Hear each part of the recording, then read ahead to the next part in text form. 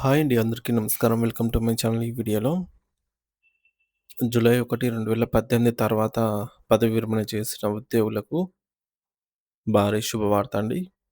పెన్షనర్లకు అనుకూలమైన తీర్పులు. ఈ వివరాలన్నీ వీడియోలో తెలుసుకుందాం. వీడియో ఎక్కడే గానీ స్కిప్ చేయకుండా ఎండ్ వరకు చూసేయండి. అప్పుడు ఇన్ఫర్మేషన్ పూర్తిగా అర్థమవుతుంది.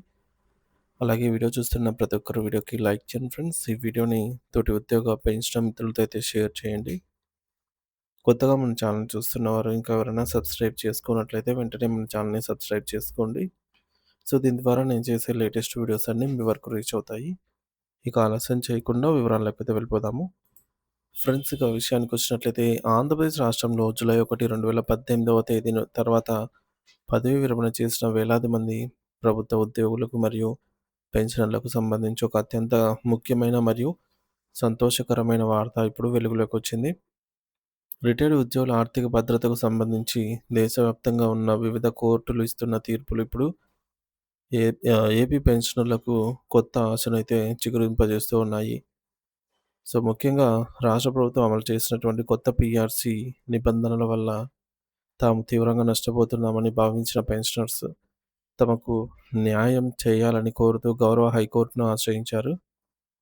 ప్రభుత్వం గ్రాట్యుటీ పరిమితిని 12,00,000 రూపాయల నుండి 16,00,000 రూపాయలకు పెంచినప్పటికీ దానిని కేవలం జనవరి 2022 నుండి అమల్లోకి తీసుకురావటం వల్ల 2018 నుండి 2021 మధ్య రిటైర్ అయిన వారు 4,00,000 రూపాయల వరకు నష్టపోయారు.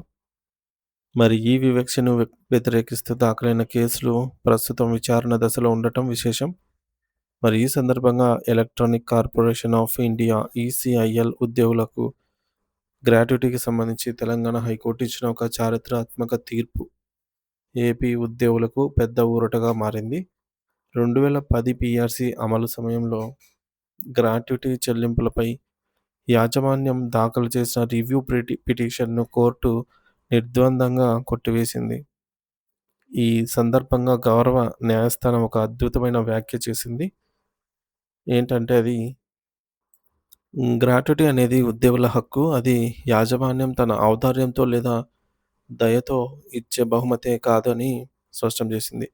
ఒక ఉద్యోగి తన జీవితకాలం అందించినటువంటి సేవలకు ప్రతిఫలంగా లభించే ఈ గ్రాట్యుటీని పదవీ విరమణ చేసినా లేదా దురదృష్టవశాత్తు మరణించినా సరే పెంచిన రేట్ల ప్రకారమే చెల్లించాలని తీర్పునిచ్చింది. ఈ తీర్పు ద్వారా కోర్టు ఉద్యోగుల ఆత్మగౌరవాన్ని మరియు చట్టబద్ధమైన హక్కును కాపాడింది. మరి ఈ కేసులో మరో ఆసక్తికరమైన అంశం ఏమిటంటే గ్రాట్యుటీ పెంపు తేదీపై కోర్టు ఇచ్చిన స్పష్టత. సాధారణంగా యాజమాన్యాలు తాము నిర్ణయించిన తేదీ నుంచే పెంపు అమలవుతుందని వాదిస్తూ ఉంటారు. కానీ హైకోర్టు వారు ఆ వాదనను తోసిపుచ్చుతూ పీఆర్సీ అమల్లోకి వచ్చిన తేదీ నుండి రిటైర్ అయిన వారందరికీ పెంచిన గ్రాట్యుటీ వర్తింపజేయాలని ఆదేశించింది. మరి ఉదాహరణకు 2010లో తీర్పు వచ్చినప్పటికీ 2007 నుండి 2010 మధ్య పదవీ విరమణ చేసిన వారందరికీ ఈ ప్రయోజనం కల్పించాలని చెప్పడం విశేషం. మరి ఇది ఇప్పుడు ఆంధ్రప్రదేశ్ పెన్షనర్లకు ఒక బలమైన ఉదాహరణగా నిలుస్తుంది. ఎందుకంటే ఏపీలో కూడా 2018 నుండి పీఆర్సీ అమల్లోకి వచ్చినట్లు లెక్క. కానీ గ్రాట్యుటీ మాత్రం 2022 నుండి ఇస్తున్నారు. ఇది చట్టవిరుద్ధమని పెన్షనర్స్ వాదిస్తూ ఉన్నారు. ఆంధ్రప్రదేశ్ రాష్ట్ర ప్రభుత్వం పీఆర్సీ 2022ను అమలు చేస్తూ జీవోఎంఎస్ నంబర్ 2ను జారీ చేసిన సంగతి మనందరికీ తెలిసిందే. ఈ ఉత్తర్వుల ప్రకారంగా పెంచిన ఈ యొక్క 16,00,000 గ్రాట్యుటీ కేవలం జనవరి 17, 2022 తర్వాత రిటైర్ అయ్యే వారికి మాత్రమే వర్తిస్తుందని ప్రభుత్వం పేర్కొంది. మరి గతంలో పీఆర్సీ నిబంధనలు ఇలా ఉండేవి కాదు. సాధారణంగా పీఆర్సీ అనేది ఏ తేదీ నుంచి అమలైతే ఆర్థికంగా అమల్లోకి వస్తుందో మరి ఆ తేదీ నుండే పెంచిన గ్రాట్యుటీ కూడా వర్తిస్తుంది. కానీ ప్రస్తుత ప్రభుత్వం పీఆర్సీ అమలయ్యే తేదీకి మరియు గ్రాట్యుటీ ఇచ్చే తేదీకి మధ్య 3 ఏళ్లకు పైగా వ్యత్యాసం చూపింది. ఈ నిర్ణయం వల్ల జూలై 1, 2018 తర్వాత రిటైర్ అయిన లక్షలాది మంది పెన్షనర్లు తీవ్రంగా నష్టపోయారు. ప్రభుత్వం తీసుకున్న ఈ నిర్ణయం భారత రాజ్యాంగ విలువలకే విరుద్ధమని పెన్షనర్ల సంఘాలు గట్టిగా వాదిస్తున్నాయి. మరి అందుకే రాష్ట్ర వ్యాప్తంగా ఉన్నటువంటి పెన్షనర్లు వివిధ న్యాయవాదుల ద్వారా హైకోర్టులో పిటిషన్లు దాఖలు చేశారు. మరి ఈ నిర్ణయం రాజ్యాంగంలోని ఆర్టికల్ 14 సమానత్వపు హక్కు ఆర్టికల్ 19 జీవనోపాధి హక్కు మరియు ఆర్టికల్ 21 గౌరవప్రదమైన జీవించే హక్కులను ఉల్లంఘిస్తోందని పిటిషనర్లు పేర్కొన్నారు. ఒకే రకమైన సేవలందించి ఒకే పీఆర్సీ పరిధిలోకి వచ్చే ఉద్యోగులను రిటైర్మెంట్ తేదీ ఆధారంగా 2 వర్గాలుగా విభజించి ఒకరికి ఎక్కువ గ్రాట్యుటీ, మరొకరికి తక్కువ గ్రాట్యుటీ ఇవ్వటం అనైతికం మరియు చట్టవిరుద్ధం. ఈ కేసు ప్రస్తుతం హైకోర్టులో తుది విచారణ కోసం అయితే వేచి ఉంది. గ్రాట్యుటీకి సంబంధించిన సమస్యలు కేవలం ఆంధ్రప్రదేశ్‌లోనే కాదు, గతంలో దేశవ్యాప్తంగా అనేక రాష్ట్రాల్లో తలెత్తాయి. 2005, 2010 మరియు 2015 పీఆర్సీల సమయంలో కూడా వివిధ రాష్ట్రాల ప్రభుత్వాలు ఇలాగే పొదుపు చర్యల పేరుతో గ్రాట్యుటీ తేదీలను మార్చాయి.